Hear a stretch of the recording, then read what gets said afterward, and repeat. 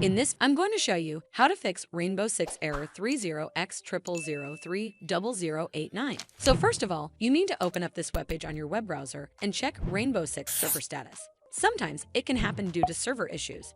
In case you find a temporary outage, wait for some time and try again later. But if you experience no outage here and still encounter this issue, then you need to head over to your game library on Steam.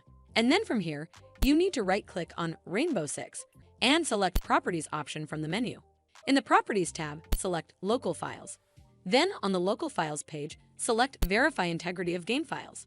Steam will then take some time to verify your files and you're done. Once you're done with it, check if it fixes the issue. But if it doesn't, then make sure you're connected to a strong internet connection. Navigate to google.com on your browser and then search for Speed Test. Here on this page, you need to tap on Run Speed Test. The minimum speed required for Rainbow 6 is usually 2 to 3 Mbps. So if it's anywhere near or above this number, that's fast enough. If your internet speed appears to be unreasonably low, then you may need to contact your internet service provider for help. But if it still doesn't work, then you need to reboot your system. Chances are, a simple reboot might just do the trick. First, close all the programs running on your system and then click on the Windows key on your keyboard. Then over here, click on Power, and then from the drop-down menu, click on Restart.